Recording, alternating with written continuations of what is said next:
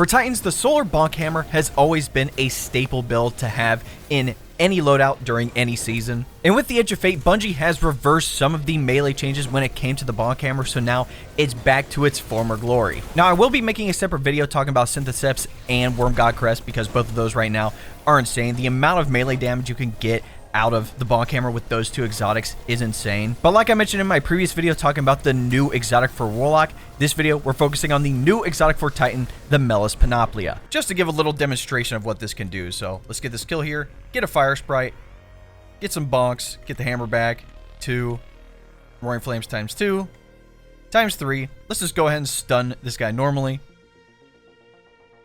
Even then, being able to lob the hammer all the way out there and bring it back is kind of nuts. Now, if you want to get the new exotics, there's 2 ways to do it. The first way is just by doing the campaign on Legendary. Honestly, it wasn't that bad. Granted, it can take a while. The other way is just by doing Sieve, and there's a random chance for it to drop. No, Sieve is not always around, so keep that in mind. If you're not familiar with its perk, Forge Master, collecting a Fire Sprite or Rapid Solar Final Blows make you a Forge Master, allowing you to recall your throwing hammer. After impacting a target, recall your hammer at full intensity to perform a perfect recall, causing an explosion of Forge Slag. Perfect recalls and collecting Fire Sprites extend your time as a Forge Master. As you can see on the left-hand side, we have the Forge Master perk, and once I throw the hammer, the timer starts. Now, like it said, you could collect Fire Sprites to get more time, and each one will give you 3 seconds. Now let's go over what I'm using under the subclass. For the super, you can either use Hammer of Soul or Burning Maul. It honestly doesn't matter. You can choose whichever one you like. For abilities, for class, I use Rally Barricade, but you can use Towering if you'd like. It's really not going to affect the gameplay loop here.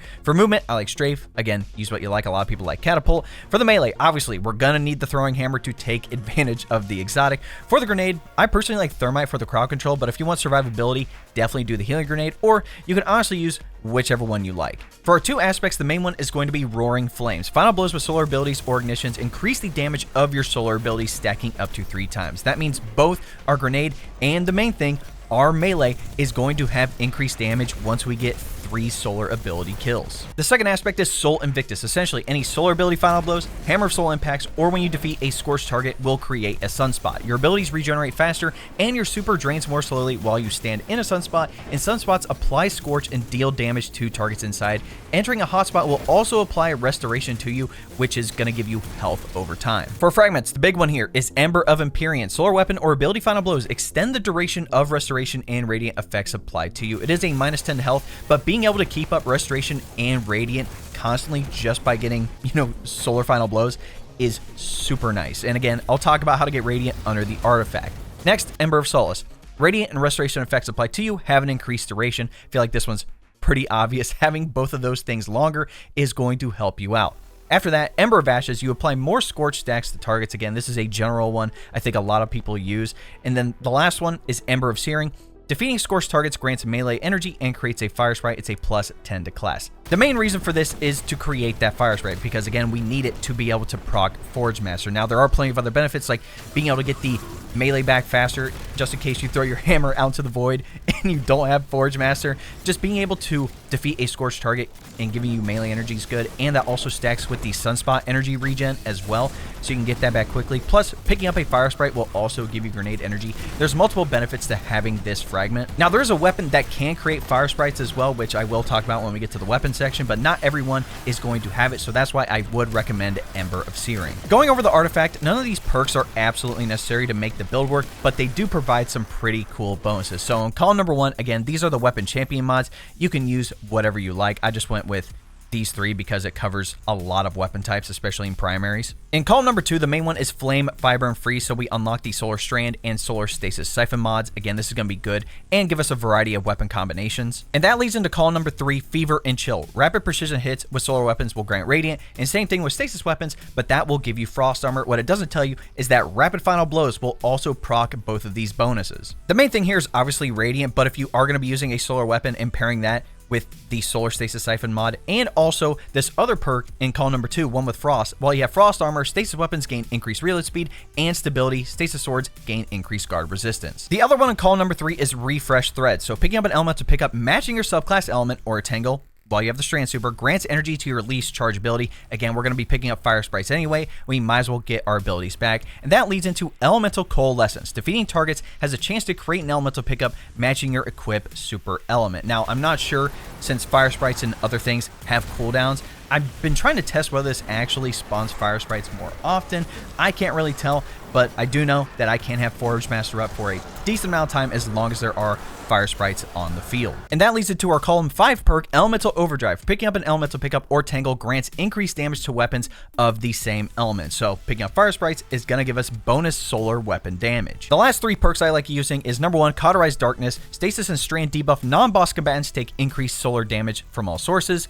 Next, Elemental Daze. Stunning a champion with an elemental weapon creates an elementally aligned explosion, applying a matching elemental debuff to them and nearby targets. So for example, if I stun this unstoppable champion, it causes an ignition and literally puts them at minimal health. The last one is Radiant Shrapnel. So dealing sustained weapon damage while radiant or defeating a scorched combatant with a weapon causes the target to release solar projectiles that deal damage and scorch on impact. And again, those scorches can build up and cause an ignition. So basically, it's like an extra passive mini grenade on targets, essentially. Now that I've covered the subclass and the artifact, let's talk about your weapon options. And there is one that I really like using with this build that synergizes with the Fire Sprites and will allow you to deal some massive damage and cause ignitions, and that is Devil's Ruin. It is one of the exotics that's included with the new gear bonuses, which is pretty cool, but if you don't know what it does, it's an intrinsic perk, Close the Gap. Final Blows will create Fire Sprites. After picking one up, you can hold your reload button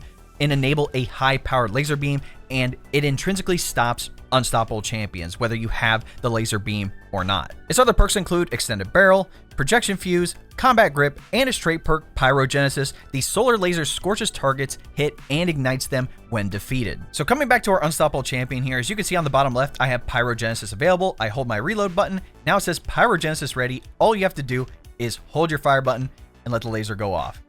Now, if you don't have Devil's Ruin, that's okay. I believe you can purchase it at the exotic kiosk there in the tower, but there are plenty of other weapons that you can use in the energy slot, especially right now if you're farming the Solstice event. Get your hands on a Year-Tide Apex. This thing is incredible. It comes with the new perk Burning Ambition. It can also come with Chaos Reshaped and Heal Clip, also Incandescent. This thing is nuts. And you also have more opportunities to have those tier 5 drops with the event. So I would recommend at least getting a tier 4, but if you can get a tier 5 of this SMG, you'll be set for a lot of solar builds, not even just this one. If you're able to play during Arms Week and you're able to farm this new Spread Shot hand cannon, which is essentially a short-range shotgun hand cannon primary, it could also come with 1-2 punch. So after hitting a target with nearly every pellet in the shot, it increases melee damage for a short duration. So let's get Roaring Flames times 3. Oh, need my hammer. Come back. And then we can do the Spread Shot. Yeah. Being able to one-tap a champ like that is kind of nuts. Now remember, primaries with 1-2 punch have a lower melee damage multiplier, so if you have a shotgun, specifically, it doesn't need to be solar, but any shotgun that will have 1-2 punch on it will give you a higher damage multiplier. So if you crafted one in the past, or if you're trying to get one now, you can use this as an option. But like I said, use your favorite solar energy weapon here. It honestly does not matter as long as it can handle whatever activity you're doing if there are champs. In the kinetic slot, I've honestly just been using Mint Retrograde as my special. Again, this rocket pulse is just insane. Plus, having anti-barrier pulse just helps take out those champions even faster. But if you really want to take advantage of the artifact to get that frost armor on your solar subclass, again, rocking a stasis special is going to be your best bet. One that's readily available is the Lionfish 4FR, which is the new rapid fire stasis fusion. This thing is nuts. You can have reservoir burst, which means as long as you kill one ad, everything else is just going to explode around it. One solid one, I think, if you want to use as an exotic, would be Egger Scepter. Essentially, the main thing with this exotic is once you get a kill, it will slow and freeze everything around it. So being able to get rapid kills with it is easily going to give you stacks of frost armor. And for your heavy, you can honestly use whatever you like. Again, I just have my Eager Edge Falling Guillotine on here so I could speed run Caldera, but honestly, use your favorite heavy weapon and just make sure the surge mods on your boots match up with that damage type so you can maximize your damage. Before fully diving into armor mods, I do want to talk about stats since those got an entire rework with the Edge of Fate. And the main stat I would focus on would be melee. Having at least 100 melee will max out your melee ability cooldown. plus give you the max amount of melee energy back that you would get from all sources. Going over 100 though is the important part because it will increase your melee damage. After melee, I'd say you have two options. Number one would be weapons. As you can see, my weapon stat is cooked right now, but I would recommend at least 100. Again, I'm trying to min-max my gear at the moment. Having at least 100 in the weapon stats will give you the max reload handling and damage percentage bonuses. Going over that is going to allow you to get more ammo and deal increased damage to bosses. Outside that, it's kind of a tie between super and grenade. Again, being at 100 is going to give you the max cooldown, but going over is going to increase the damage of both of these respectively. Again, you can do whichever one that you'd like. To coincide with the stat changes, Bungie has actually added in armor archetypes again. So which one should you go for with this build? If you go to your Ghost and look at the mods under the third option, you can see all 6 archetypes. Now the main two would be number 1, Brawler, so you have your melee stat as your primary and health as your secondary. You don't necessarily need health since we do have restoration and ways to get our health back. So you could also look into Paragon, which will have super as your primary stat and melee as your secondary. After that, Gunner is a solid option because it's going to give you the weapon stat as the primary and grenade as the secondary. Grenade on this is still decent, especially if you're going to use the healing grenade, or like I said, I like thermite, so it can do more damage and also have really good crowd control. And then lastly, as one that's okay, would be Grenadier, so you have Grenade as the primary stat and Super as the secondary. Going over my armor mods, starting with the helmet. First up, I either switch between the Solar Strand Dual Siphon or the Solar Stasis Dual Siphon mod, depending on what 2 weapons I am using. After that, you definitely want hands-on, so you get the bonus super energy on melee kills. And then lastly, I either do Powerful Friends or Radiant Light if I'm running with the team. On my gauntlets, I'm using heavy-handed, so your power melee final blows will create orbs of power, and then I'm just using 2 melee font mods. You don't necessarily need 2, but essentially what this does is that anytime you have an armor charge, which you get from picking up an orb of power, and with this build in particular, you can have a max of 3 armor charges, each lasting 10 seconds. But as long as I have an armor charge, I get a bonus to my melee stat. So if I have 1 melee font mod, I get a plus 30, having 2 will give me plus 50, and then having all 3 would give me a plus 60 to my melee stat. So just by having these 2 melee font mods on, as long as I have an armor charge, my 139 stat gets bumped up to a 189 stat. On my chest piece, I'm just rocking strand ammo generation, but depending on what weapons you're using, use whatever regeneration ammo mod that you'd like. So if your heavy is solar, again, you could do that. I just have strand for mint retrograde. Again, you can use what you like here. And then for the resistance mods, you can use whatever you like depending on the situation and activity that you're doing. On my boots, I still like using recuperation, although I do know a lot of people like using better already. But essentially, when I pick up an orb of power, it's going to give me health back. And I know that's tied to the health stat a little bit as well. So if you have a low health stat, again, recuperation might be pretty good. If you have a high health stat, you don't necessarily need it. But the main thing I would recommend is having at least 2 or 3 of the weapon surge mods that you're using. In my case, I have solar. Essentially, as long as I have an armor charge, I gain bonus solar weapon damage. And again, with 2 of them, I get a higher bonus, which is nice. But again, like I said, depending on what weapon you're using, I would recommend matching it up with whatever surge mod that you are using. Lastly, on my class item, I'm using time dilation so that 10 seconds for each armor charge gets bumped up to 15. So at 3 stacks, I have 45 seconds of the melee stat bump and the weapon damage. After that, Reaper. Shortly after using your class ability, your next weapon final blow spawns an orb of power. Basically, it's a free way to have an orb of power.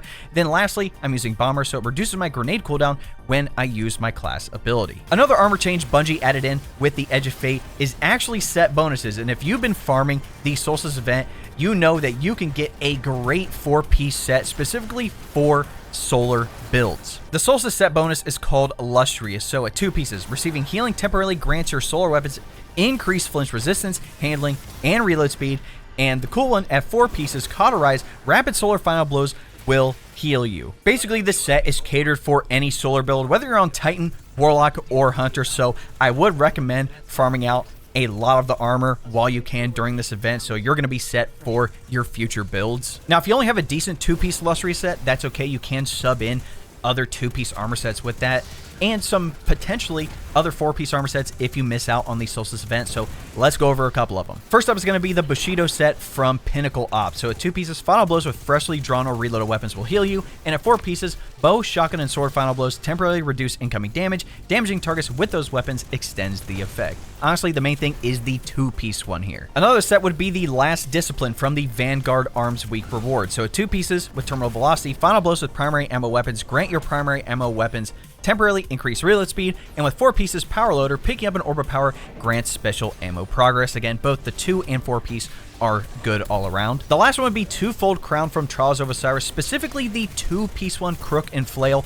Picking up an ammo brick heals you. Again, very simple and good all around. But like I said, I would highly recommend farming out the Solstice event for this armor, especially if you can get tier 4 and tier 5 armor. I've got a couple of tier 5 drops, a lot of tier 4 drops, and I'm not even 400 power yet, so definitely get some good rolls on this armor. Now that I've talked about the subclass, the artifact perks, weapons, and everything you need to know about armor, let's cover why you would even want to use this build. Benefits of the build. Number 1, just like with any other solar Bonk Titan build, you not only have good damage output with all of your abilities across the board, but you also have great survivability, especially with having constant restoration with this build, as long as you continue creating sunspots and getting solar final blows. Number 2, never lose your hammer ever again. That is the one thing that I do like about this. So as long as you have Forge Master, you can throw the hammer like all the way across the map, but as long as the hammer lands somewhere, you can recall it back no matter the distance, as long as you have the Forge Master perk up, and as long as it's flying back and any targets within the line of sight,